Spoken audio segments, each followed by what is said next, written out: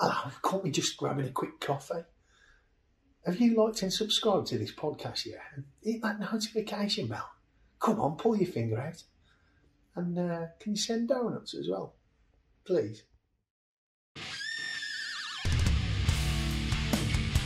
Wired Unplugged.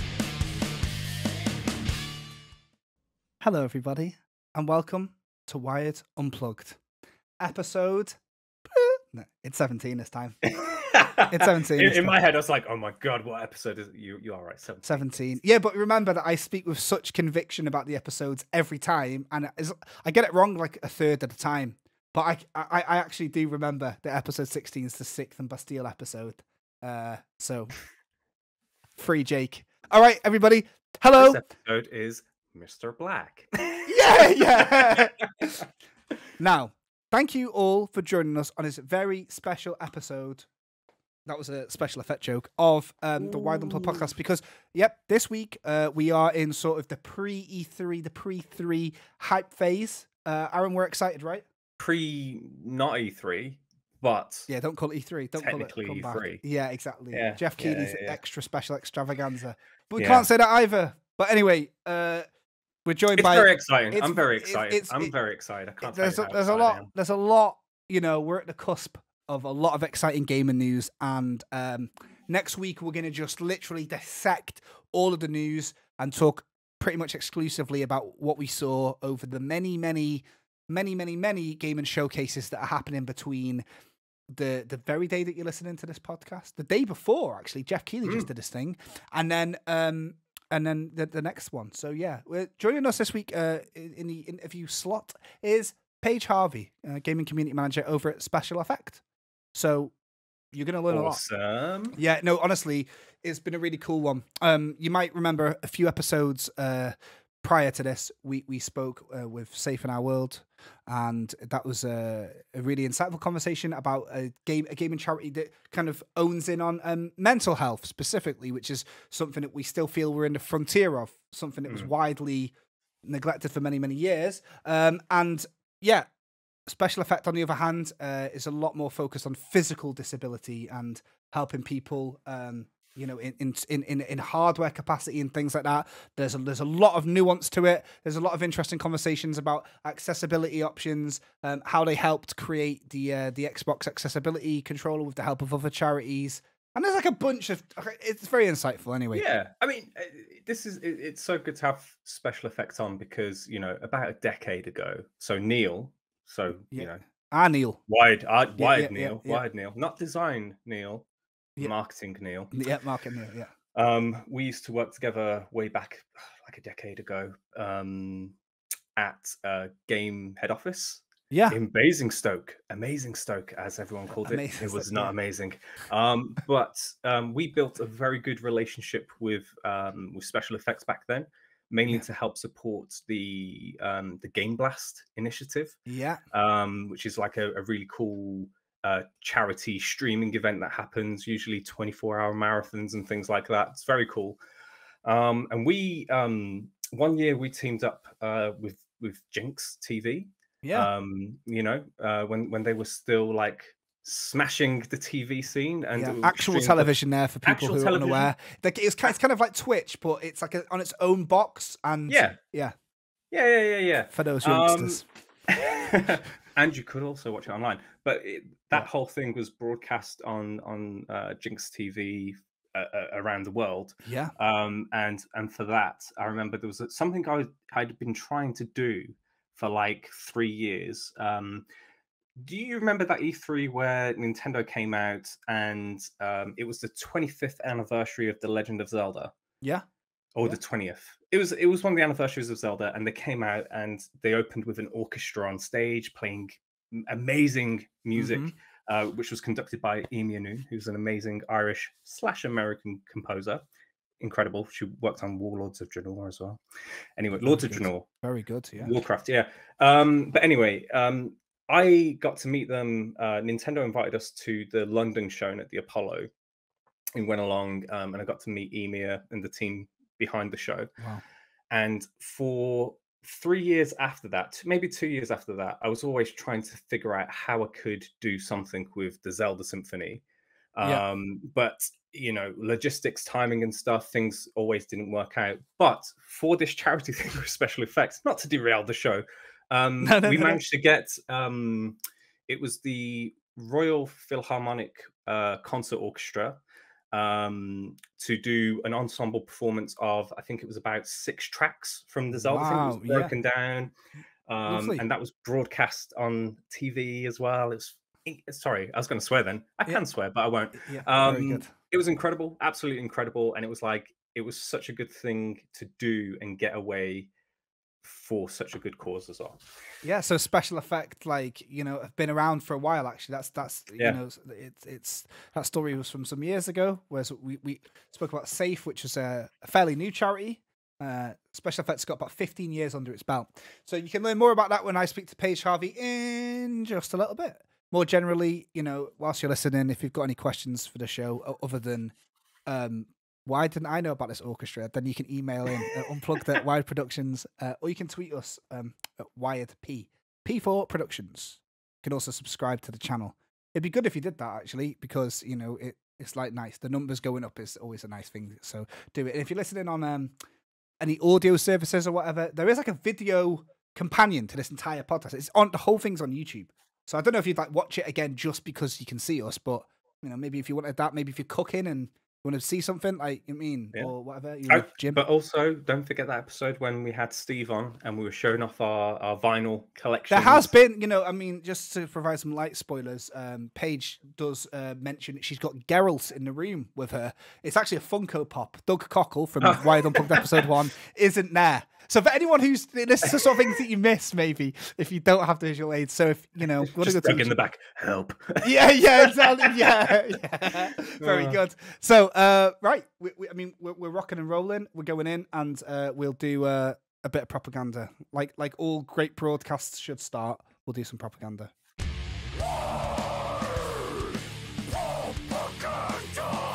Wired propaganda. Well, dear viewer / listener, I wonder if that still hits the same now that the enigmatic mystery has been revealed and you understand and have a insight into the, you know, the sort of dulcet tones of Mikey Goodman, who joined you last I just want to say, I'm so proud of, I'm not proud, but I appreciated the enunciation there. That was top level. I know, I'll take you being proud of me, because somebody needs to be. And also, I don't talk properly, so thank you, Aaron. No, Wired Propaganda, it's the segment of the show where we take a little look at what's going on at Wired Productions. And I mean, like pretty much everybody in the world at the moment, every publishing house, there's something going on, because it is the busiest week ever. So Aaron, what have we got going on? So as we mentioned, and we're going to talk a lot about E3 not E3, but it is that period now, and we're actually involved. We've got 2 big reveals as part of the IGN Expo. So given that we're recording this the day before, it hasn't happened yet, but if you're listening to this on Friday or after, this would have happened. So we have brand new reveals for Gory Cuddly Carnage and The Last Worker, and they have new trailers and details being revealed as part of the IGN Expo.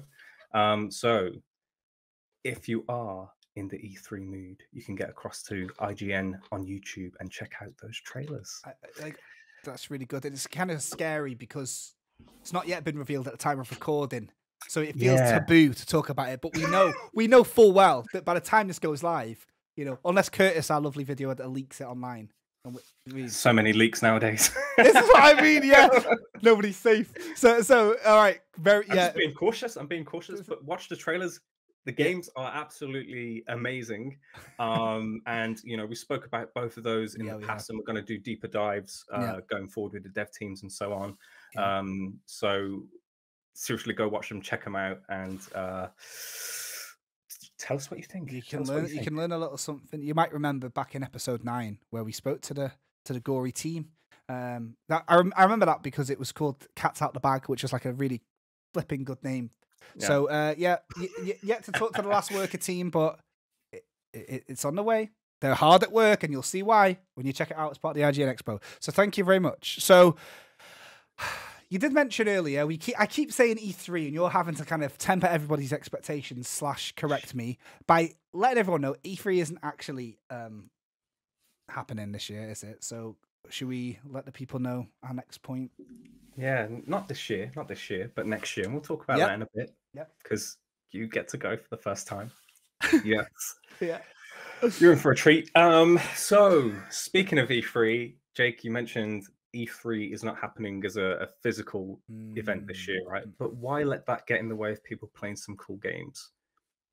It's not going to. It's not going to. So for those that can't get to E3, which is everyone in the world, we actually have 2 demos that are going to be going live on Steam on Monday the 13th as part of the Steam Next Fest. Yeah. And we have demos for the aforementioned The Last Worker. The demo is absolutely incredible, so check it out. And also a demo for Tin Hearts. So Tin Hearts is made by Rogue Sun, and they're a group of ex-Lionhead developers. They worked on Fable and were really, they were ingrained in those projects and part of the Beating Heart. And they've brought that love from Fable into a kind of a new format. It's got the charm of those games. It's very unique, and I think they explain it best by calling it Dickensian Lemmings. That's good. That sounds like a band, Dickensian Lemmings. Yeah. I saw them at V Festival. Yeah. So good, so indie. Dickensian Lemmings. So you play. Without spoilers, you play as an entity, and you get to control these motorized toy soldiers.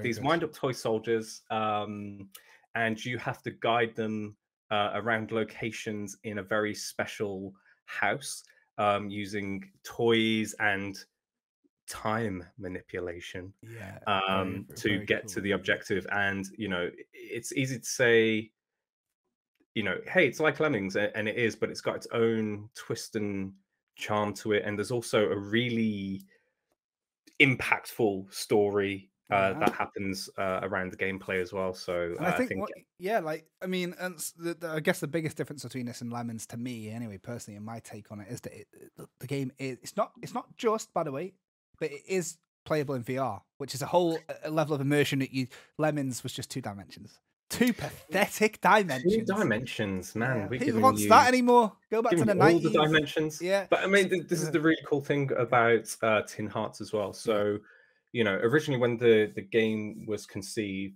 VR was the lead format. It was like, okay, what can we do in this technology? How can we use it in this sort of experience? And the immersion that the game gives you, the ability to step in and get really down and watch those soldiers walk across and like assess the surroundings is really cool. And the game, the team have actually done a lot of work to make the flat version, because I call it the flat version, but the non-VR version, right? So the version for consoles.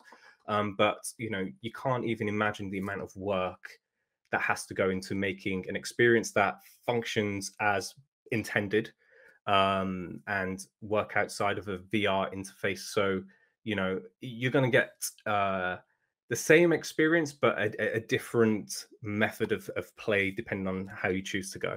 And if you can, check out both. Yeah, absolutely. And I mean, like, the Steam Next Fest is just a swath of titles. There's like over 1,000 playable titles. So you probably don't know where to start. Well, let us help curate. Just check it out, innit? Last Worker and Tin Hearts. Like, the trailers on that on YouTube. You can just go on there. Yeah. So Monday, 2 days after this, 3 days after this, give it a go. You're not losing out. It's a free download. And, the demos themselves are quite generous as well. So you get a really good feel, especially Tin Hearts as well. We had the game at PAX, and the demo, there was actually quite a large slice of game that people could play, just to try out all of the different mechanics and stuff. So do get into it and see what it's got to offer.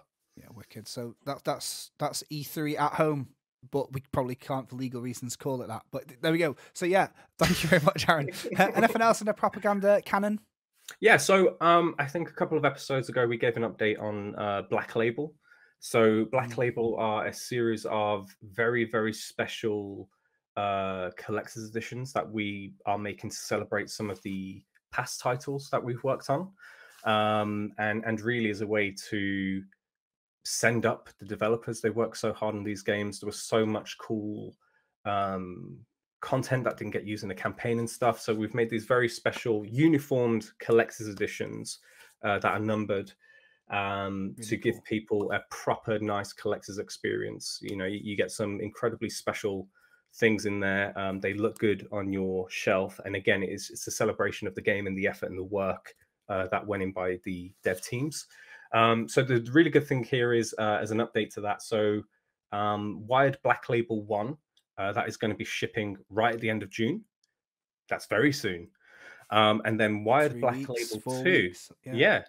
And then Wired Black Label 2 is going to be shipping 2 weeks after that. So, you know, they're going to follow very close. So those who have already pre-ordered can expect to see those dropping through the letterboxes very soon. But also, in the spirit of E3 at home, legally not allowed to say E3 at home, but not E3, whatever this period of time is, this special time, we also have some gripping news about Wired Black Label number 3 coming soon as well. Right. Right. It's just clicked. You know, right. If you know, yeah. Very cool. Yeah, no, that's very interesting. So that's very soon, an unnamed. Very soon. Well, I think the best way to hear is the propaganda wire directly here, like, isn't it? Yeah. We shared the news before. I think I'm not trying to like pit us against. I'm not trying to start the Wired production civil war here. But I think we drop a lot of exclusive news before anyone else, actually. Or we let people know, like, oh, the news is on the way. Yeah, I mean, don't forget, we've recorded episodes in the past that haven't gone out because they contain... too much. The news too early. Yeah, exactly. We're really struggling to carry all these secrets. You know, not even just in the gaming space, in the music space, the movie space. Yeah, honestly. So stick with us, you'll be fine. Right? Nice one, guys. This is why you should subscribe, to be honest. All right, good. So that's a little update on Black Label. And one more piece of news. One more. What have we got? One more piece of propaganda. So again, we had Thomas and Benedict on before to talk about the Falconeer, and the LP is now available to order. So if you are a vinyl listener, if you loved the Falconeer, you can now pre-order the soundtrack for the game on vinyl. And if you head over to the Wired store, you can get your orders in right now. But they're available right now. Right now, it's very exciting. And the one thing I will say is, you know, this isn't just, you know, if you play the Falconeer, you listen to the soundtrack and stuff. This isn't just track 1. You know, Out on the Ocean, track 2, battle theme. Yeah. This has been reworked and curated so that it flows and tells a story by Benedict. He's spent a lot of time making this into an absolutely wonderful piece that works end to end. So it isn't just, again, this track, that track, that track. It's been blended into an experience, an oral experience, Jake. I really wish oral experience. That's another band name. They support the Mackenzie and Lemons, don't they? Yeah. So we're starting a whole festival line of here. So like, I chatted to Benedict and Thomas. You did?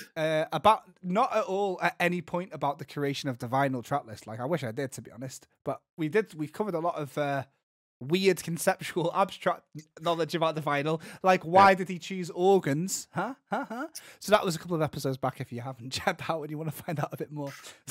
So coming up in just a bit, we've got Paige Harvey from Special Effect to talk to us about what it means to work for a gaming charity in both the hardware and software segment. And also, by the way, can I just mention this, at no point, you know, we've spoken to composers and producers and developers. We never spoken to a community manager. So if you ever want to know like what the hell is a community manager and why are they always on my Discords that I'm in, well, you can find that out because Paige goes into that in just a little bit.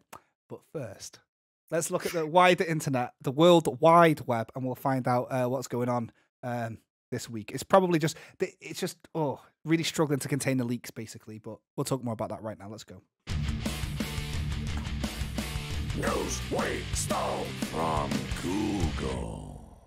Okay. And Twitter. Yes, and probably some Reddit too. Okay, good. So maybe even Reddit. Right. Well, this is my favorite part of the show for Aaron's predictions because he's been right so much. But was that once in an episode that didn't go out actually? Oh no, you've Yeah. been right. No, you've been right about something else that was really impressive too. It's part of a state of play. But yes, that was right. The great Klonoa.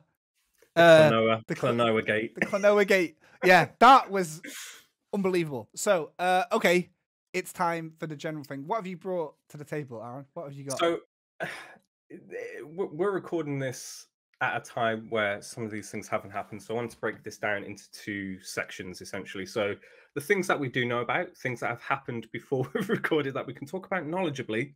And then I want to break it down into the things that haven't happened. Some things may have happened by the time this episode releases, but I want to have some fun with predictions and talk about some things that we may have diced with in the past.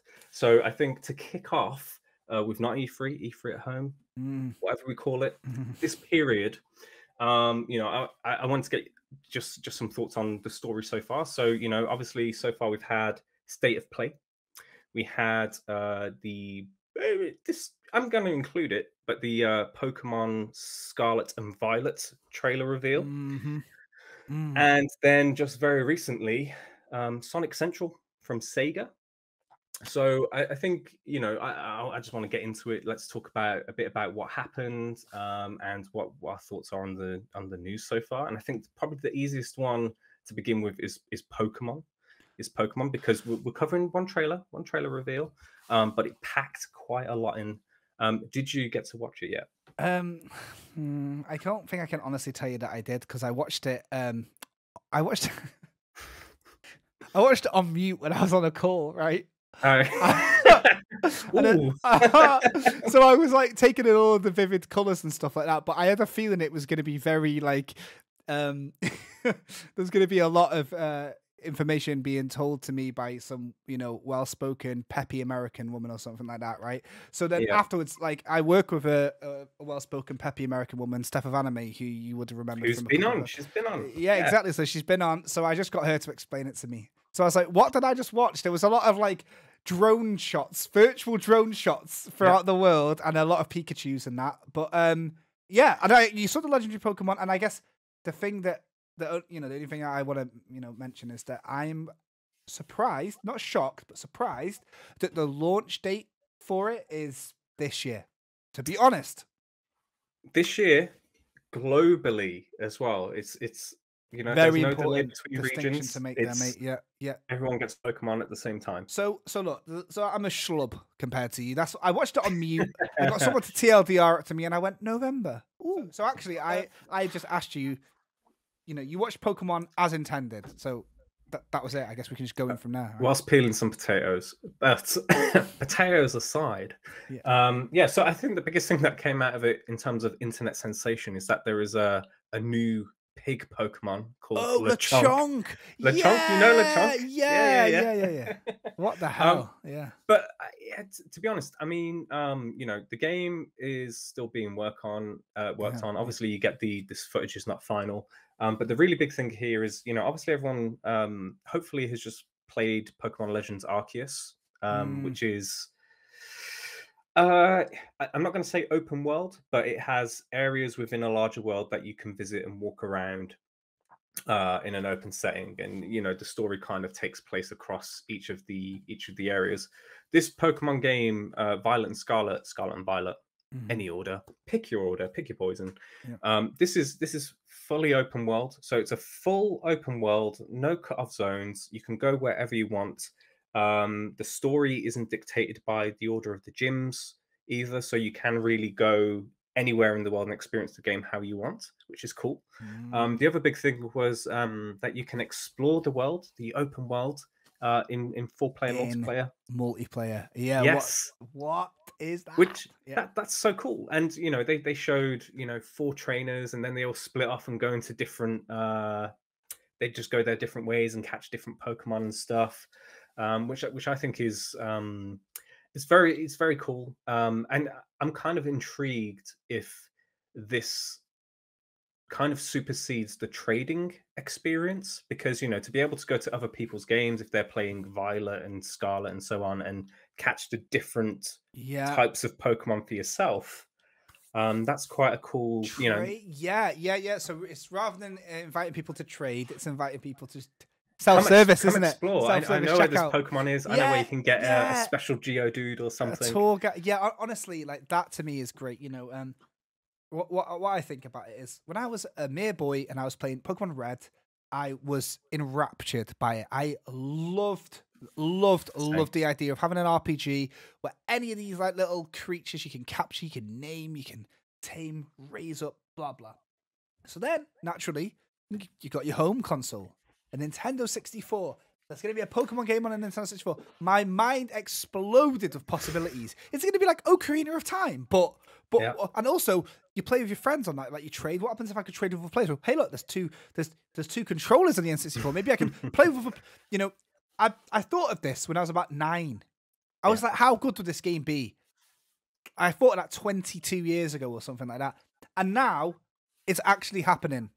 Like my daughter is older than I was when I had this idea. Yeah. So like to me, I love the idea of, and this is actually it. It's without trying to, it's not relatable to everybody, I guess, but having my daughter's a kid who grows up with mobile games, every game is Roblox as well, and all of this. Yeah. So she got a Nintendo Switch, and I liked it because it kind of compartmentalized the game and experience to one console. So she put loads of hours into Animal Crossing. She can't just flip off to another app, use all of her free gems until she has to. So she's found some solace in the Nintendo. This is her first proper console. She picked it when she was about 9. And like Stardew Valley, Story of Seasons, Rune Factory she's really into. And then Arceus is like her first proper Pokemon. So the idea of me and her playing Pokemon together is like a beautiful, beautiful thing. And of course, it's cool, right? Yeah. And my younger daughter's called Violet, so we have to get that one. So like I'm really looking forward to it for that. So for me, it's like going to be a really wholesome game no matter what. Like, and then there's that pig thing in it, Lechonk. So shouts out Lechonk. So like, my question to you is, would you pick this up like day one? I know you're a big Nintendo fan, but Pokemon seems to be in a different realm for a lot of people. Yeah, so I think like you, my first Pokemon experience was Pokemon Red. Yeah. On the Game Boy way back when.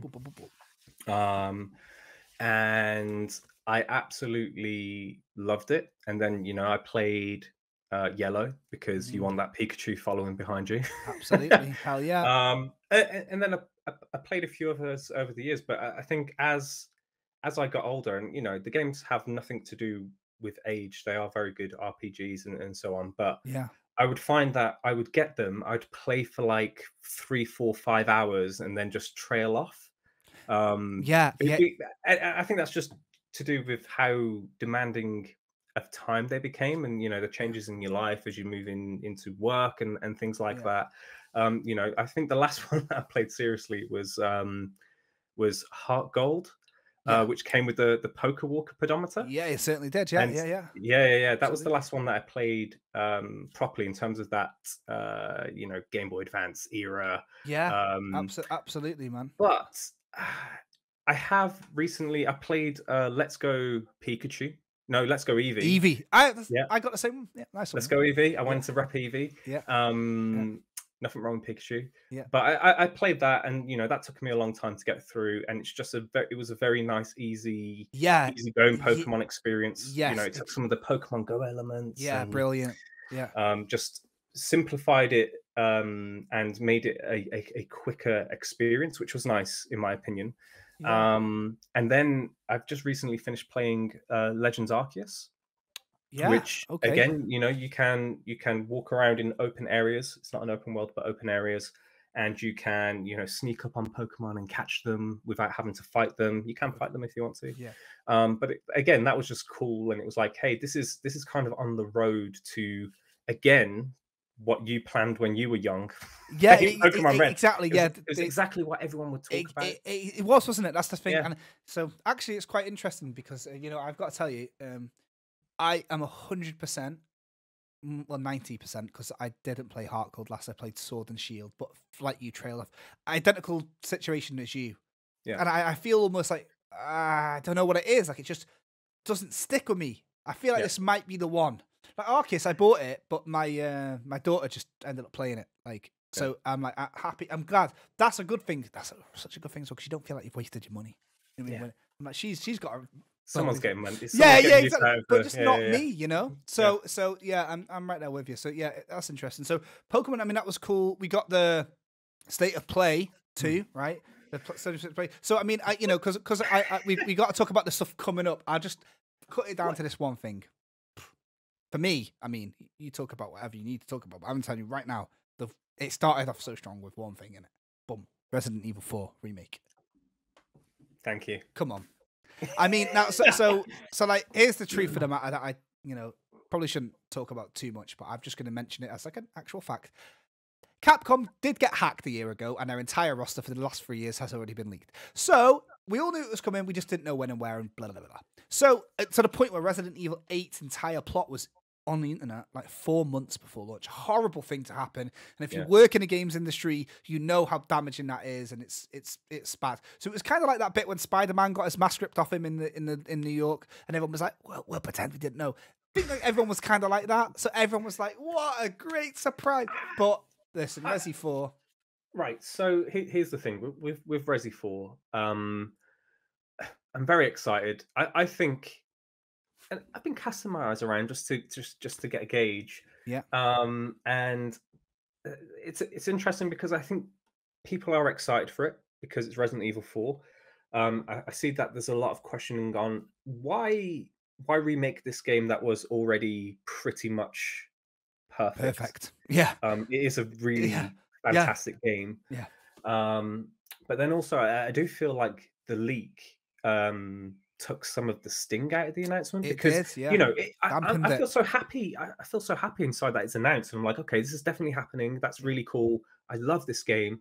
But if that did come out of nowhere and punch me in the face of, here you go, I'd be like, what the fudge? Yeah, you're dead right. We kind of were like, oh, cool to see that it was real. You know. One thing that's a bit niche, so I don't talk about it much because, like, unless you know, right? VR. It's still, people haven't quite got in. But I will say this. Resident Evil 4 in VR is absolutely phenomenal. Absolutely phenomenal. You can literally dodge, weave under the chainsaw that's coming towards you, throw your gun at people, shoot people, grab the ammo that falls out of your gun, like the little magazine, and launch it at their heads. You have to grip. Oh my gosh! So when throw your knife up and catch it. Yes, honestly, really incredible. So to hear Resident Evil 8's coming to VR, oh my god, infinitely more exciting than Resi 4 remake actually. But admittedly, that's so niche. I'm just telling everybody I'm excited for Resi 4. But Resi 8 in VR, that's the secret. I had a question that I've written down here. Oh yeah. Now, if you remember, Resident Evil 8 Village came out. Village came out. And I loved it. I thought it was very good. Same. Very, very cool. And then there was a Capcom presentation last year, I believe, not too long after it released. And they said, "Oh, we're excited to announce that we are working on DLC. For Resident Evil Village." Yeah. I haven't heard a peep you about know that what? DLC, and you know what? Yeah. Normally, like, so Resi 7, they had the similar thing, and the DLC was quite quick. Like they had like a roadmap, I think, about a month after launch, and they were like, "We're going to do these 3. Here it is," and it kind of culminated in the Chris Redfield's return. That was the final DLC, right? Not a hero. I think that was it. All right. So yeah. This. So you're right. I'm kind of like, cool. So they're doing 8, cool. But is there, what else? Yeah. You're right. You're right. I'm interested to know if that the VR version has superseded the DLC, or if the DLC still exists, if it is a thing. Yeah. Because I think VR is very cool, and I think the potential for PSVR 2 is astronomical. I think a lot of potential in that. But again, it is more niche. However, it does offer a very good experience. I mean, this is the thing, right? Because there's a VR component to Resident Evil 4 remake as well, right? Am I correct in that? I think so. That's right. Yeah. And that's the interesting thing. I did see a tweet. There's a really cool Resident Evil fan and really cool, amazing YouTuber in the horror space called Susie Hunter. Yeah. and they mentioned on Twitter, you know, I think it was Susie, but they mentioned, hey, isn't it funny that we have RE4, we have RE4 VR, we have RE4R remake, and then now we also have RE4R VR. Just all these things stacking up. I was like, oh my god. That's right. Yeah. It's like But, High School Musical, the movie, the game. Yeah. You know that? That really is. We're all in this together. Yeah. But it's very interesting. There's one thing in the PlayStation State of Play that I really enjoyed, and something that I mentioned before that I'm excited for. But Stray, I think that looks the game about the cat. The cat game by Annapurna. The cat game. Yeah. I think Annapurna. Yeah. I hope that conversation happens somewhere. But that is one that I've been intrigued about since it was revealed. And I know it's totally different, but you know, I love quirky games like that. Like I really enjoyed Tokyo Jungle when that came out on PS3. Yeah. You know, really cool quirky game. And this just looks like a lot of fun. I think that the interesting thing for me is I'm excited about it. They announced that, hey, if you are a PlayStation Plus subscriber, premium extra thing, it is, deluxe, you get the game for free. And there's a part of me that is like, I think that should sound cool to me, but you know, as someone who was prepared to actually just shell out cash for it to actually buy it, I'm like, does that give an indication of what the experience is like? Yeah, exactly. To me, it's almost like that marker of quality. I'm like, right, okay, so PS Plus day one. You know? And I look at the other games that did that, and they were like, I think, you know, what was the big PS5 one? Like, not Knockout City. Kena? Oh, no, it was a launch title for the PS5, and it was like a game where like it was like a destruction. I know the one you're on about. Game, but you could jump out your car. Yeah. Well, you know what I mean? And I mean this with as much love and respect in the world. We don't remember its name.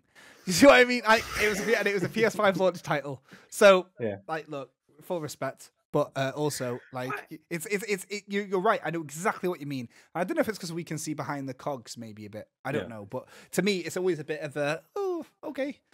So look, you know, I mean that looked cool, and you know, it's a cool thing to see another game with a big budget, AAA delivery, but smaller in scope. Cool. It looks like it'll be like a nice, like, you know, Kena.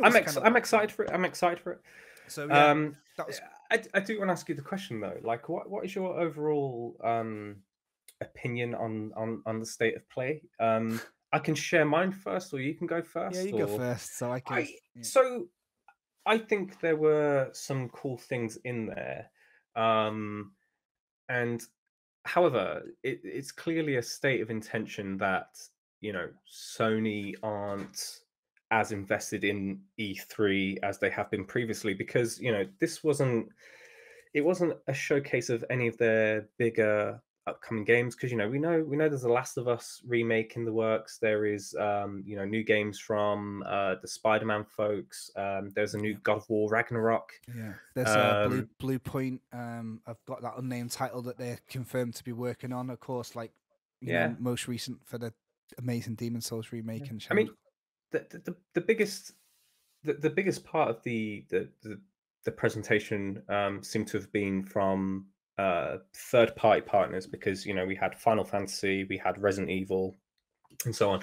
And then there was a few moments where they spoke about PSVR 2 titles, right? But without really giving any detail on the release window for PSVR 2.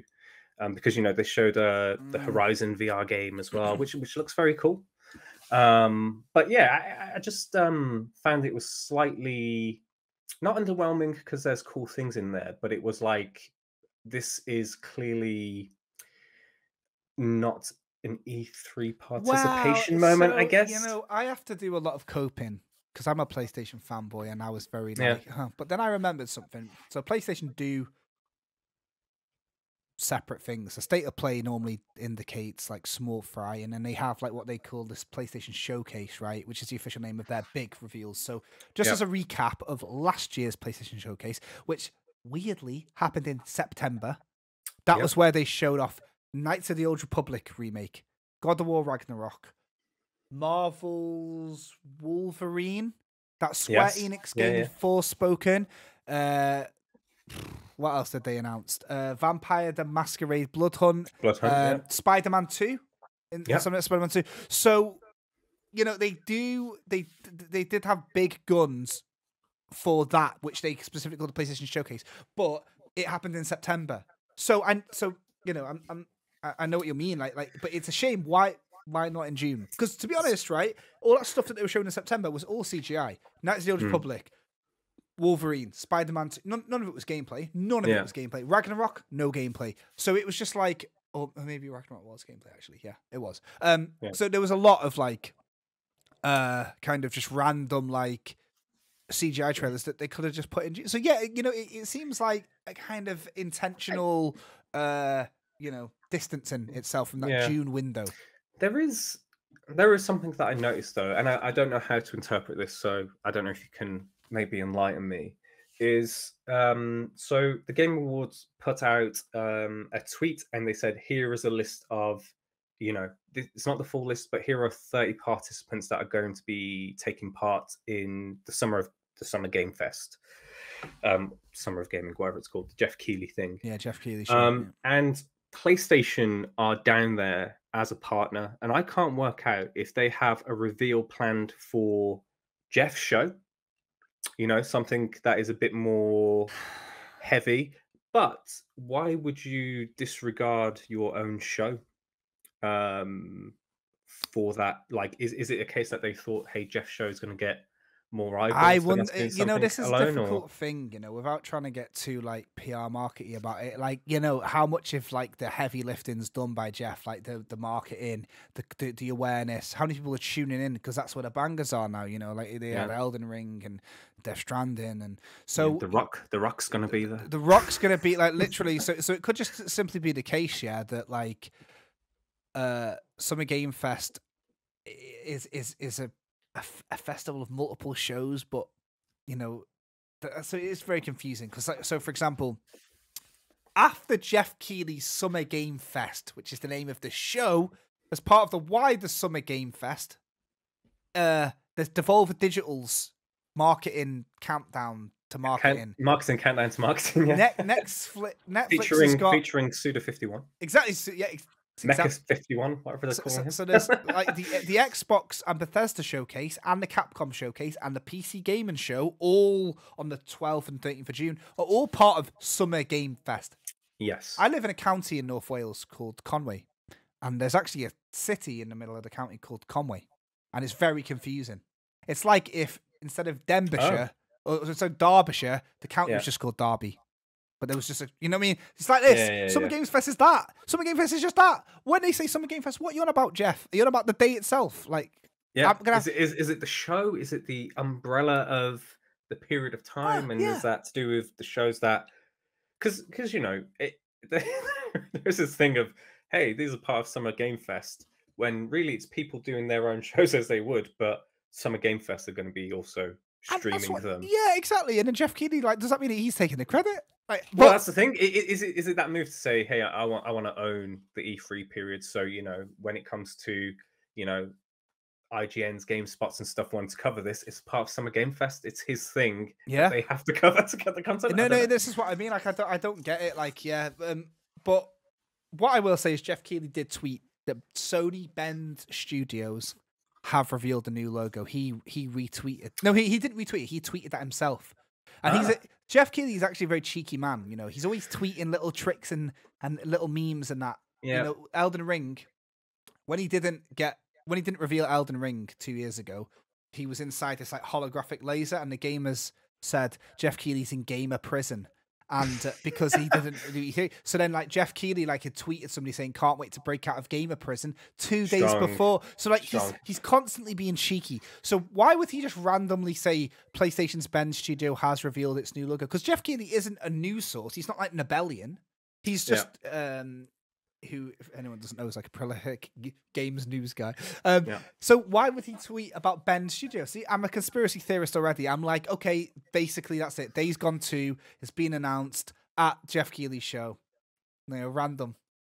This is what podcasts are for. It's for us. That would be interesting though, right? Considering the It's not quite Klonoa, mate. Controversy around. Yeah, That's a exactly. good prediction. I'd love to see that. So that's that. So I guess maybe before we speak to the community manager at Special Effect, Paige Harvey, why don't we do a bit of this, and why don't we have a little bit of a prediction thing based on what we kind of know so far? Why don't we see if we can piece some things together? We're two guys with a podcast. This is what we're gonna do. This is what everyone else, this is what all the other guys with podcasts do. So just do the same thing. It's fine. Yeah. There is one thing I want to put out here, Okay. because I mentioned that infographic, that Summer of Gaming that Jeff put out, right? Yes. So these are people participating in the show or the Yeah. period, Yeah. whatever that is. And we spoke about this a couple of episodes back. I think it and became we're the both episode title. Yeah, I did, allegedly. Oh yeah. But that was a good one. That was a good one. I love that. yeah. One of the participants is Bloober Team, Yeah. who we we didn't say this is alleged. This No, was no. We correlated some information already available legally yes. and totally fine on the internet, that they might be working allegedly on a potential Silent Hill game, one of the alleged multiple titles in the works. Yes. I would like to throw this spanner in the works though. Famed game leaker, Tom Henderson, who's correctly Okay. I know where you're going with this. Yeah. has said that, in fact, Bloober Team are working on a sequel to Layers of Fear. I know there was already a Layers of Fear 2, everybody, but they're working on a Layers of Fear sequel called Layers of Fears. I'm not joking. And I don't know. This guy has been correct. Track record. And yeah. I would find that perplexing. So, Layers of Fears. yeah, Layers of which is, I can't tell if that's a bit of a meme and they're messing with leakers, because what it made me think of. This is pure conspiracy theory bullshit. This Silent Hills. I thought, are they having a bit of a joke because you know what I mean? Like, yeah, I know what you mean. Like, that's a good take. Maybe that, I love that. because and I think it's a good take, because surely that's more logical than calling your sequel to Layers of Fear 2 Layers of Fears, rather than Layers of Fear 3. So yeah, I don't know. My one takeaway, and I don't know if you've seen anything, but one thing I will say, and this is not alleged, this is just me saying what I saw. I will say that I found it very interesting that the PR manager of Team Cherry, famed for their groundbreaking, well, not really groundbreaking because it was just a Metroid ripoff, Hollow Knight, fan favorite, indie darling, Switch system seller. I bought one because of it. He liked Jeff Keighley's tweet about exciting new game announcements and replied saying, "I approve of this tweet."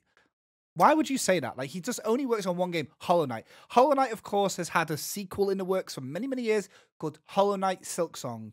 Slowly but surely, this has become more and more prevalent in the conversation, with it being featured on, I think it was Edge magazine. It got a front page in recently for no reason whatsoever. The game's been in development for 4 years, and randomly it's on the front cover of a magazine, and then randomly the PR guys just said, "Oh, I approve of this, Jeff." So just popping that out there. That's interesting. I think, listen, I'm not going to lie. I think that game has been like a pressure cooker for people. Everyone, no matter what event it is, it's like, yeah, we need to see this game. Please, let's have our misery. Absolutely. Yeah. However, isn't there not a weird thing, but wasn't there a relationship with Nintendo that Silksong has some exclusivity around it? Well, I think, yeah. So, to merge your 2 points together there, it's a pressure cooker. Specifically, people are so desperate. They could literally be the EA conference and people are asking for Silksong. But Nintendo, that's actually where it was announced for the very first time. It was in 2019. It was announced as part of one of the many Nintendo Directs. And yeah, it was a huge thing. Like, it was I don't know, man. Like, I don't know what the situation is, because these things kind of happen, like marketing deals, right? Like, I think it was what were we just on about? Resident Evil remake or whatever. It's like PlayStation exclusive. The marketing rights are PlayStation exclusive, and you have to mention PlayStation. You can't mention the other console, but it is coming to the other console. So was it like that with Nintendo? Is it the case that, like, you know, you have to say come to Nintendo and other consoles. I know for a fact that that does happen. So, I wonder if this puts credence into the fact that, because you know, at this moment of recording, Nintendo haven't announced a non E3 direct like they usually do. They usually have one at this period of time. Yeah. And I wonder if Silksong is going to be releasing within a period that may not cover a future direct and may lend credence to the fact that Nintendo may not have an E3 non-E3 presence this year.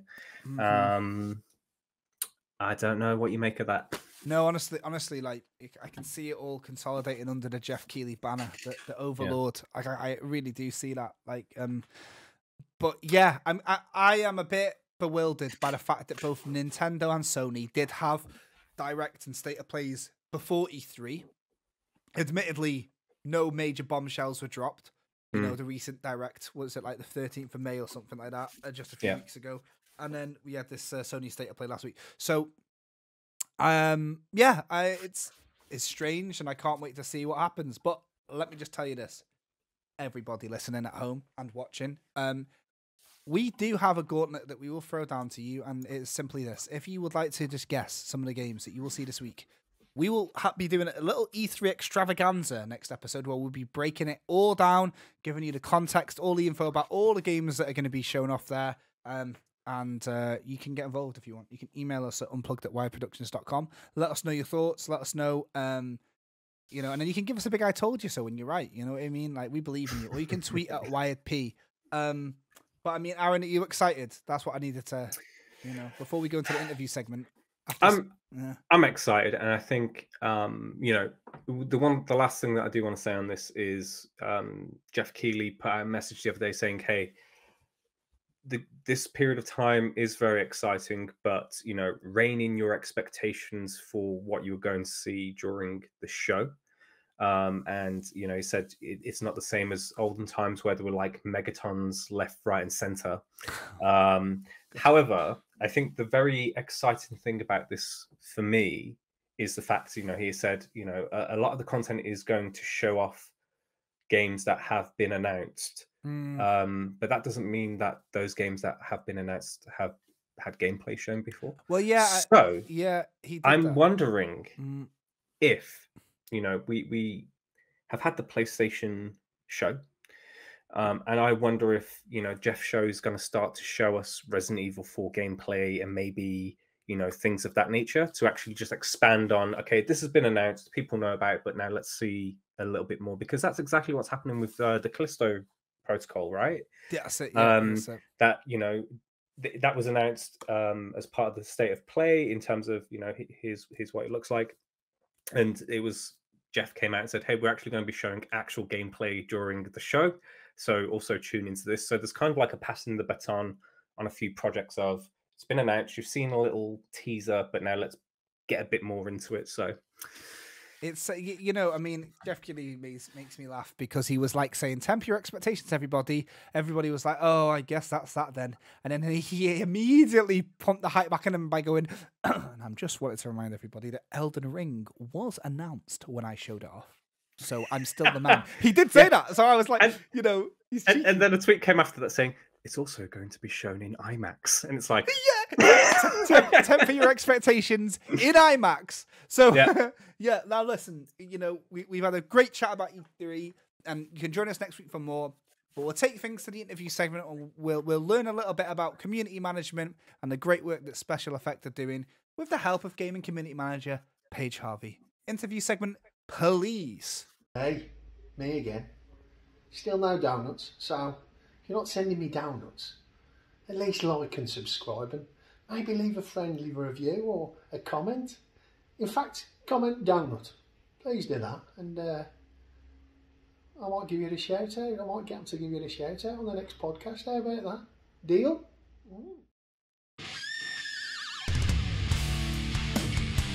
Wired Unplugged. Well, here we are in the interview segment of the podcast, and I'm joined by Paige Harvey, gaming community manager at Special Effect. Applause noise here. Hey, Paige. Hello. Thank you for having me. Hey, listen. It's my pleasure. We've just been chatting a couple of minutes before we started recording, and I know this is going to be a good one. And you know what? It's definitely going to be a good one because we're here to talk about some cool stuff and some very selfless things because we are, yet again, on Wired Unplugged, talking to a charity, which is really nice and it's really meaningful. And we've spoken to Safe in Our World before, and I love this because it's not like some other companies where there's like rival orgs. You know what I mean? It's not like some sort of West Side Story shit. This is like people just out here trying to change people's lives for the better. So I love it because, you know, we can just conglomerate all the charities that did cool stuff in gaming one day. Maybe we can make a Megazord. So, Paige, for the folks at home who don't know, who are you and what do you do? Cool. So, hello. Yes. So, as just been said, I'm Paige. I am Special Effects Gaming Community Manager. I'll explain a bit more about that in a minute. But I am, in my own time, I'm a physically disabled person, multiple different disabilities.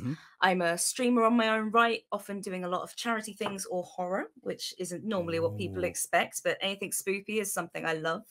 I am a singer, and you'll often find me on the TikToks doing singing and music and things like that, which I very much love. And I have 2 cats who are normally about, but I think one's been scared off by Geralt, so he might turn up during this podcast. He might not. Yeah. And just for the people who are listening on audio devices, Paige has her backdrop adorned by a Funko Pop of Geralt of Rivia. The real Geralt of Rivia, Doug Cockle, from Wired Unplugged episode 1 is not in the building, unfortunately, but I'm sure he sends his love, you know?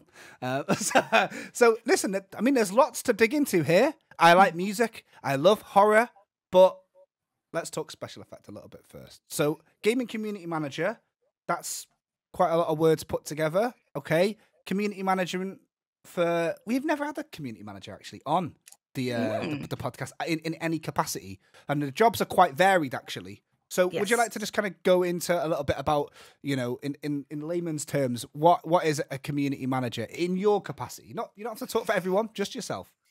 So in my capacity, you have to imagine that whenever you have like a charity or a game or a product, or you have something, a rallying point, as it were, there's going to be people that come towards it and know about it and want to take part in it.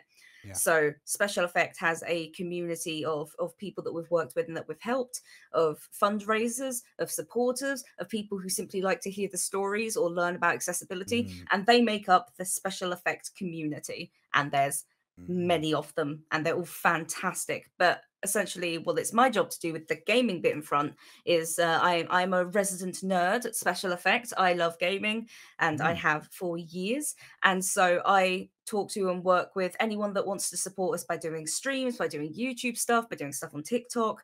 I write a lot of our social media and talk with all the people on the internet. Essentially, wherever people want to talk with us or work with us on the internet, that's where you will find me.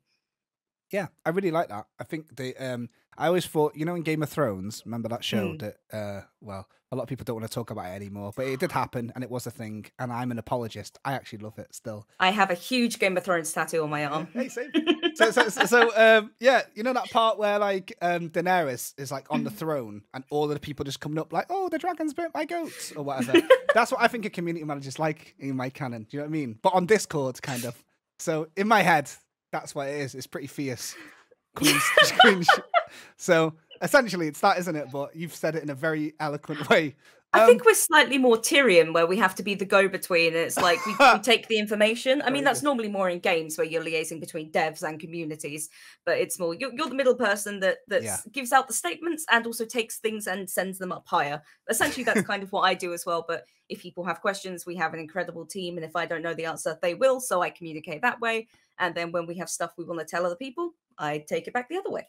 Well, I think, you know, and you know, maybe I'm speaking for you here, but I'm making the assumption, and please correct me if I'm wrong, that working with a gaming community can be quite turbulent, especially if it's stuff like, oh, where's the patch? But with a charity, I think people kind of mustering behind a really strong and good cause. So it's probably a little bit more, you know, enjoyable. And so that cause specifically is Special Effects. So we spoke to Safe in Our World some months ago, and Safe in Our World's really focused, you know, primarily on mental health. Yes. Where Special Effect is a little bit different than that. So would you like to just kind of give us the overarching look at what Special Effect actually is for people who just don't know. Yep, I'm gearing up here. It's like, all right, let's go. So, Special Effect, we are the gamers charity. We are UK based, but a lot of our work is available all the way across the world, and it's all on our website if you want to see what you can access in different parts of the world.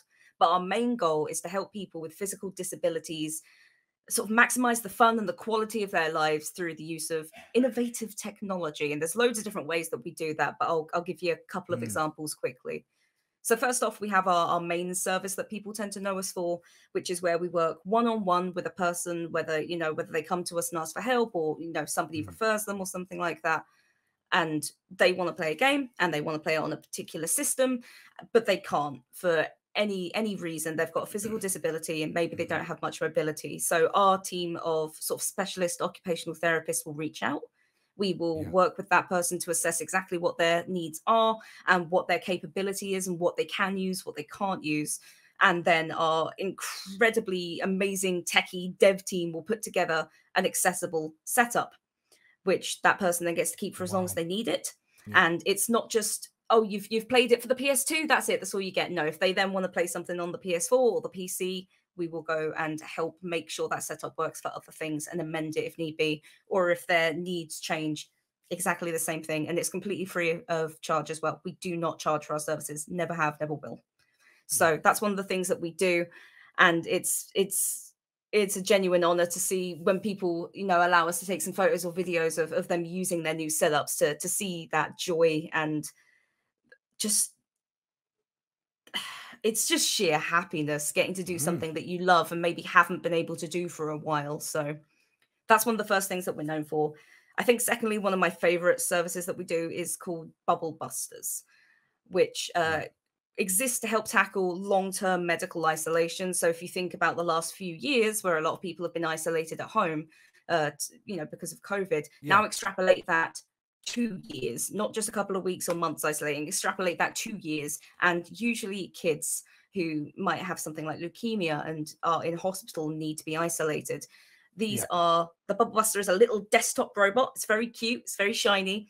And they take the kid's place at school or at home. And then the kid connects to it with a tablet, and they can use a camera on it to see around. They can use the microphone to talk to their friends or family, or on a playground, that kind of thing. So although the kid can't physically be there, they can still be there and not miss out on school and normal life and things that they actually want to do.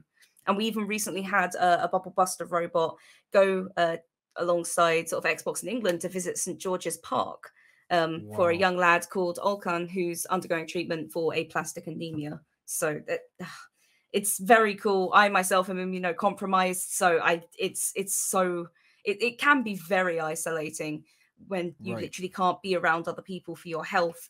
So I'm so glad that we have something that helps kids not have to be alone, pretty much. Yeah, no, it's a really, commendable thing, that. And I think that, I guess the general level of awareness and education of people with disabilities, whether it's like immunity deficiency, things like that, or it's something that I think people will forever be, in the sense that if it's not immediately, not everybody, but there's certainly a large amount of people, especially younger people, who, if they, they've never experienced this sort of thing before, it's hard for them to sort of comprehend and really truly understand it. So I think with the pandemic and giving people a small taste of life, every day, for people who have got, these, immunity issues and things like that, then it's like, I think it really helps people rally behind it more. So I think a lot of people will feel like they could have had a little Bubble Buster robot at one point in their life, but it's actually like a pretty, is it still in its like sort of pilot phase? Is that maybe the right word to describe it?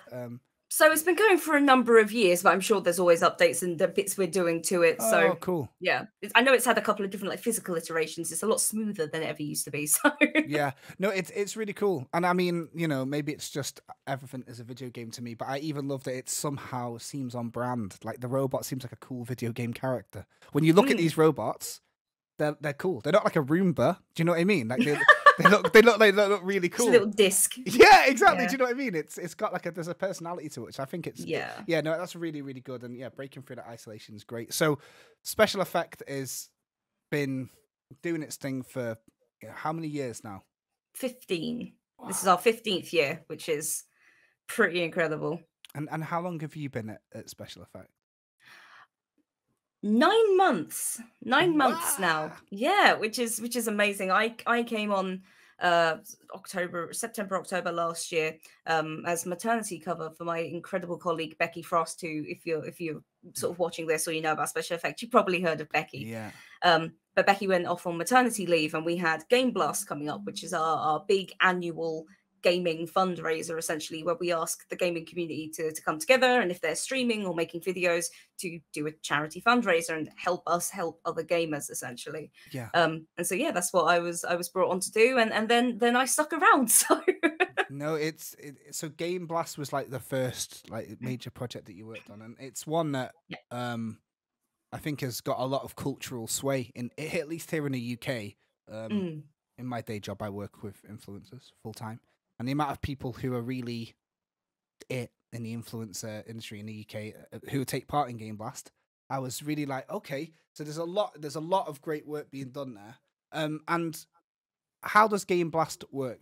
People at home might be aware of just a charity stream, but how does Game Blast work? Is it a period of days? Is it across multiple streams? Is it on Twitch? What's Game Blast? So Game Blast is a very sort of free-form, fluid event. It's over a weekend. It is the last weekend in February, so we've already got the dates for next year, which I'm just double-checking because they are the 24th, 25th, and 26th of February 2023. Some people get started a little earlier. Some people keep going a little later. As I say, it's completely up to them. But it is, if you want to play games, if you want to stream, if you want to go out and if you do fitness streams, basically, if you're a streamer or a video maker and you want to do something for charity, that's all you need to do. That's all you need to know. There's no special requirements or anything like that. You come to us and you say, I want to do a charity stream. How can you help? And we'll make sure that you have all the resources and the overlays and the videos and the Discords, and that you've had an opportunity to talk with us and learn what the charity is and what we do. And we prep for it for 4 to 6 months. So there's plenty of time to get acquainted. You'll often get teams come together. So awesome people like Team Sega. So if there's a particular game you love, the dev might actually be doing something to get involved. They might have a team of sort of creators that you can join just as another support network. But yeah, we have the Tiltify and Just Giving pages up, and you literally just sign up on there, whichever sort of service you want to sign up to fundraise through. It's literally all you need to do to get started. And then we try and make sure everyone has everything they need all along the way. And we run live streams going up into the event itself to help sort of talk about, how do you do a charity stream? And does anyone have any questions and things like that? Yeah, this is it. I guess this is the community management aspect really becomes at the forefront then, right? So I think it's really interesting because I've seen, especially during the pandemic, a lot of, gaming adjacent charities have kind of stepped in and attempted to do some rallying and things. I'd say attempted, they've succeeded, obviously. But with Special Effect, I've always found like it seems to be one of the first choices. There's like now that there's gaming specific charities, and I think it's because the thing about gaming is that it's huge, right? It's bigger than the movie, TV industry and the music industry put together ×3 at the moment in terms of revenue. I think that's actually the real stat, right? I work in marketing, so I should know it. I should have it tattooed to me, to be honest. But whenever I'm trying to explain it to my dad, I'm like, just trust me. I think with gaming being so big, it's like anime in a way where it's massive, but people still really think it's like a little niche thing that's personal to them and something that's it feels like that, doesn't it? Whereas like it's kind of really uncool to like a really cool major artist or whatever, you know what I mean? Whereas with games, like The Witcher 3 is like the Ed Sheeran of video games. It's like it's massive, but everyone's still like, yeah, man, absolutely. Whereas like you don't go on an Ed Sheeran comment section, shouts out to Ed Sheeran or whatever, but and loads of the people will be like, no, I only listen to like the underground heavy metal or whatever, So you mentioned that you, Paige, have a disability, and so I can imagine that's one aspect of Special Effect that really rings true to you. But then, of course, this was a very tenuous segue. Sorry, is video games. So there's that Yes. connection too. So video games, you mentioned earlier that you've been into video games for years and years. Let's start right at the beginning. Doesn't have to be Mhm. the most impactful or anything like that right now. But can you remember the very first video game that you ever played? Yes, it was Mortal Kombat for the Sega Mega Drive. I remember that. Is that the one where that guy Yes. like pops his head out and says "Toasty"? And like a really, I think that happens, doesn't it? Mostly what I remember is the very sort of tactile, satisfying chunk of putting in the cartridge and just the very initial sounds of it. I think I was probably 2. So Oh, right. So that's it's very like abstract, right? yes, I Yeah. very much remember the very much just loading the game and then like beating on the controller for a bit, and I have no idea if it even did. I don't even know if I was in game, but you know, I like that I heard the music and felt very like this is Yeah. a satisfying Mm. noise to go poof with a control Yeah. like with a cartridge. It was fun. And the graphics were dead weird for that as well, weren't they? They were Mm. like scanned in real people. So I mean, you were too young to probably realize how weird it was. But Yeah. when you go back now, you're like, what the hell is that? Like, you know, on the Mega, that compared to like Sonic or whatever, you're just like, it's crazy. So then, Yeah. would you say that that's kind of where the love developed then? Just like that sort of association with the satisfaction of the clunk, the noise, the visual, or was there a couple of years until you kind of reactivated your passion towards video games? I think I sort of started to love video games in 2 different steps. So Mhm. as I was growing up, like my mum liked some video games, so she really liked Kingdom Hearts. So we sat with her while Oh, she wow. played that. And then we played things like Sonic, and I had my DS, and we played Nintendogs and things like that. And I liked games a lot, and I played a lot of Pokemon, and I still have my very original Game Boy Color in crystal purple, Yeah. which I love and I still have. But I don't think I loved games then when I was younger. But I think I really started to love games when I was about 16-ish. And I managed to get hold of a secondhand Xbox, and I played Bioshock. Oh, right. And that sort of just switched something on in my brain. I was like, Pivotal game. ooh, Yeah. interesting. I was like, I didn't know that a game could be like this. I played a lot of more kiddie games and I really liked them, but I'd never played like a game meant for adults or, you know, teens or anything. Mm. And so I was like, oh, that's interesting. That's interesting. And then I went to secondary school and finished that up, and college and all that kind of thing. Yeah. And then I got a part-time job at a game store for Christmas, and I really loved it. And I stayed on full-time past that. But they had a policy where you could borrow a game from Game if it was secondhand and there were enough copies and that kind of thing. And so I borrowed Skyrim because I'd heard it was good. And That's nice. within 2 minutes of me putting that on and seeing the mountains and hearing the music, I was hooked. And I immediately went back to the store the next day and bought my copy and took it back home again. I wasn't even working. I just went back in, paid for it, was like, I'm keeping this, bye. And then played through the entirety of Skyrim. And like I learned the songs in Dove, and and I fell in love, and I have not looked back. And since that very first little job at Game, I've done multiple different things in the game industry, sort of culminating where I am now. Wow, Skyrim really is out here changing lives. But Yeah. Bioshock is another pivotal title. That's a really nice era, actually, of video Yes. games. So about 2007 to 2012, that period, Yeah. I think Xbox 360 generation. I mean, the PS3 too, but let's be honest, the Xbox 360 was the one that sold the most copies. So it's just a fact, people. Sorry if that's upsetting anyone. I'm a PlayStation fanboy, so leave me alone. You can write any hate mail in at unplugged@wireproductions.com, but not really. So yeah, like Bioshock, I remember playing.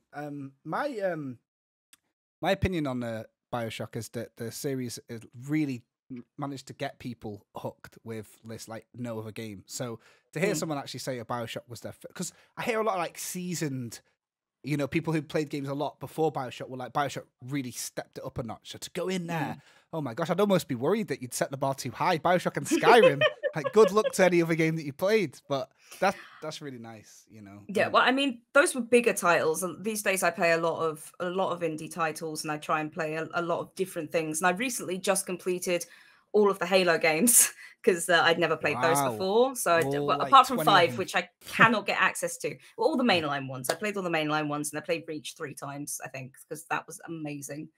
And I literally just the other day finished Half-Life 2 for the first time, which Wow. was great. So I'm Wow. about to play episode 1 and 2, and then Alex. So I'm trying to catch up on some of these big names that I never knew existed. I was just So- about to ask that. I was actually just about to ask. So, you know, if you speak to somebody and say, I played Bioshock, play Skyrim, I'm sure one of the first things anyone would say if you say you played Skyrim is, oh, have you played Oblivion or whatever?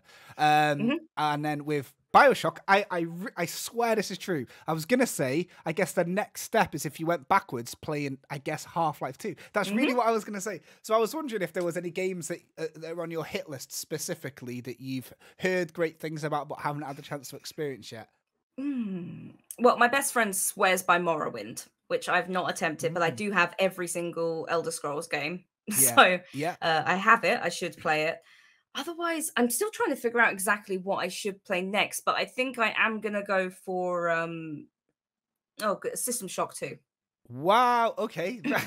This is good. Right. So I was going to ask, horror-wise, you're quite into horror, and Yes. your gaming experience, by the sounds of it, this is so funny. This podcast has suddenly become some sort of diagnosis. I'm like, no, okay. But so based on this, I can ascertain that. Have you played like Silent Hill and Resident Evil, like the old ones? Have you done them yet? No.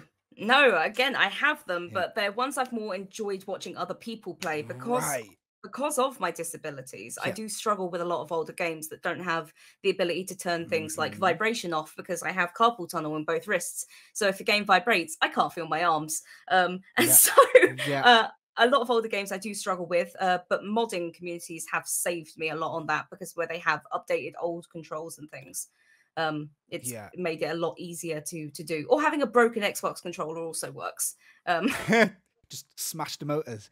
I was wondering about this because that's actually it, right? So, you know, gaming has become this huge thing now. Like I say, it still manages to make people feel like it's their thing.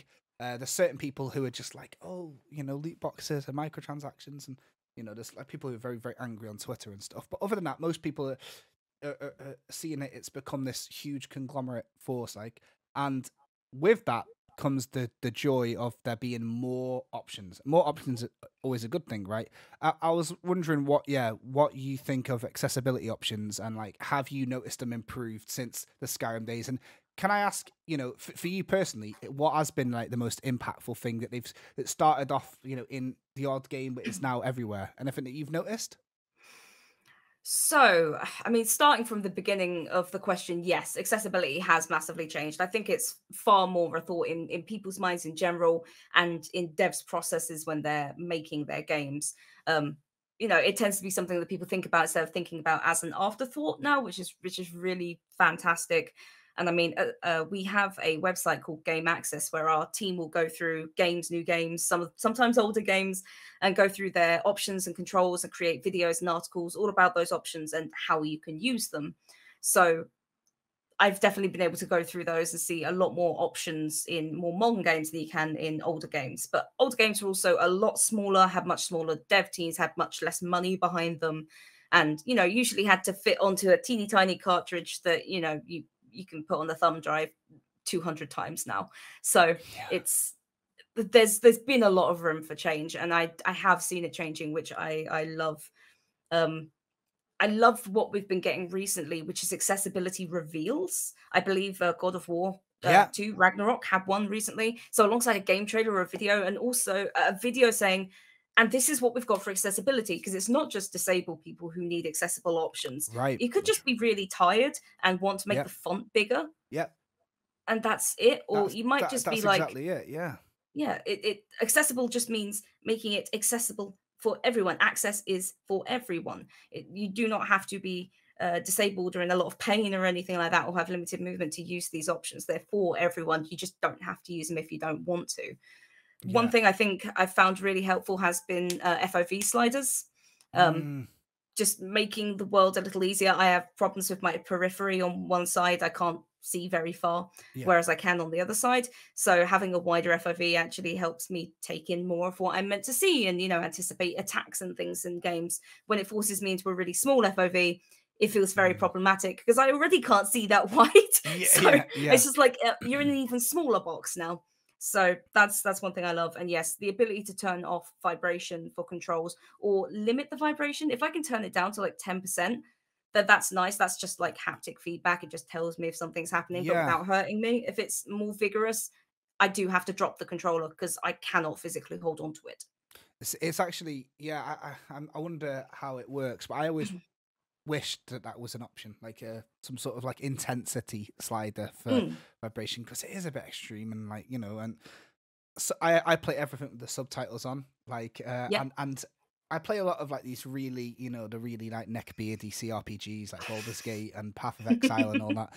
I love Path of And, like, Exile.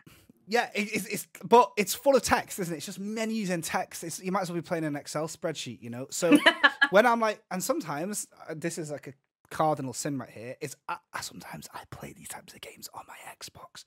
So I know, I know, and I'm sat in bed having a nice life, and then I'm watching the game on my TV, and the text is so small, I have to just go, right, I'll just play Celeste, I guess, you know, because I just can't do it. So these accessibility options, you know, it's the more, you know, I'm very fortunate that for me it's a want, not a need, but I really like that these things are becoming a bit more industry standard. Like subtitles are industry standard, right? But now we're seeing a lot more things for visual impairment, color blindness mode and stuff like that, and like, you know, it's cool. And you know what the good thing is, like you mentioned the mods and the modding community, which is normally where, you know, the real heart and soul of anything is.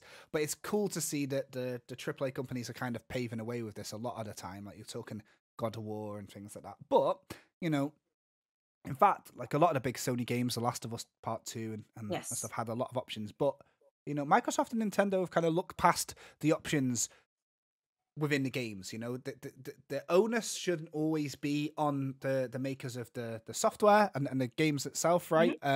It could be the case, especially with more physical disabilities where they're involved. Another tenuous segue, but hopefully you can see where this is going.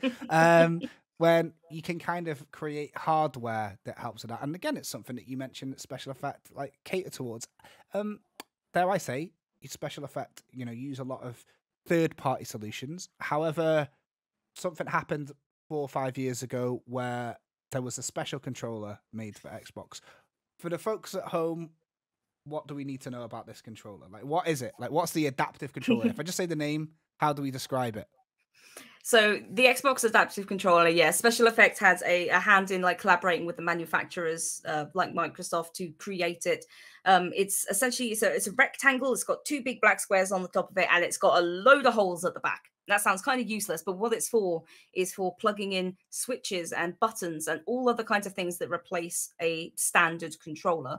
Because if you took apart a standard controller, you've got triggers, bumpers, you've got face buttons, you've got D-pad, you've got selections, options, you've got screenshot buttons, you've got a headset, you've got so much packed into a little tiny controller, which if you have full use of your hands is pretty easy to use and fairly comfortable. Sometimes a little heavy, but, you know, not too bad. But some people do not have the full use of their hands. Some people might have partial use. Some people might have no use whatsoever. And so you need to be able to take those functions and replace them with something else. And that's what the XAC, the Xbox Adaptive Controller, lets you do. It lets you plug in, say, a switch, which is like a button, but sort of like longer and thinner, which basically allows for very, very tiny ranges of movement instead of having to click a whole button in. And that plugs in, and then you can assign that to a button. So it allows you to create accessible setups, essentially, by changing what a controller does and putting it onto a different input. So same as some people might have done for older games with using like a key mapper or something like that to make it easier for them to play. Similar idea. Yeah, it's a beautiful thing, and it's something very, very clever, and you know, the use case for it is unbelievable. You've seen people with like cerebral palsy or people who've had strokes or got spinal neck injury are able to like go in and play Skyrim. Like, you know what I mean? And that to me is like the most beautiful thing. The reveal of that is still over the last 10 years probably like the highlight of any E3 I saw. When Microsoft did that, I was like, they made a fan of me then. So it's a really interesting thing, and it's a really beautiful thing, and it's something that, like you say, like special effect. And you know, just to give credit to the honourable, not rivals, but others, it was special effect, the Able Gamers, the Cerebral Palsy Foundation, and Warfighter Engaged. There we go. Just so everyone is aware, as well as like community members and things like that. There was it was a real effort, wasn't there? There was a lot of mustering, basically. So, yeah, wow, huge leap for inclusion in the industry, basically. So, I think you've given us a very, very great insight into what special effect is. And, you know, the thing about this that's so difficult to pinpoint in a conversation is disabilities affect people in different ways. Like you mentioned, you know, your disabilities are completely different than somebody else's, and so special effects, like kind of bespoke solutions to these things, is something that's hard to pinpoint in conversation. So it's a broad topic, but I think you handled that amazingly. So would you like to see us out before me and Aaron take it away for a meaningless outro? After this, I mean, the scope of things, like, do you know what I mean? What are we going to add? And where can people find Special Effect if they want to find out more? Best place to go is specialeffect.org.uk. That's our website. And from there, you'll find our Discord, Twitter, Facebook, Instagram, TikTok, YouTube. We're a bit of everywhere, to be honest. And on Twitch, of course, where we are going to be doing some more streams going forward to hang out with the community and things like that. But if I can leave everyone with just a few words, is that gaming is for everyone. And we all have far more fun when we can play together. So let's keep making that happen. That's amazing.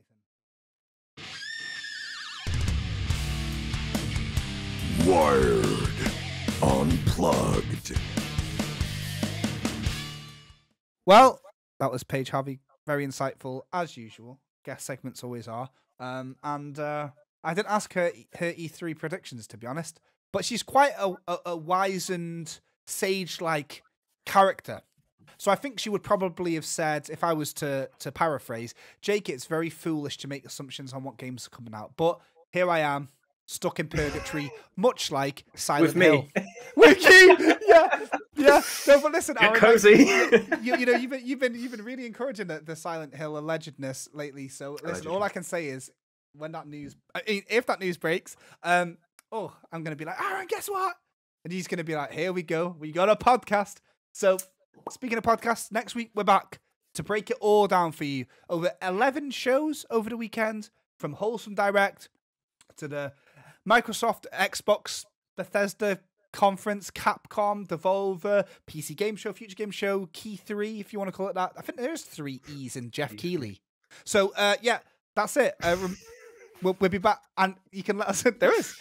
You can let us know how you get on with the demos as well. Remember that they are available from Monday, when you'll see us the following week. Yeah, you can check it out and then tweet us if you want, WiredP, or you can just follow us on Twitter to find out all the stuff that's going down. Thank you very much, and thank you, Aaron, for bringing the great news and the great propaganda. And I'll see you and everyone else next week. Goodbye. See you later. Wired. Unplugged.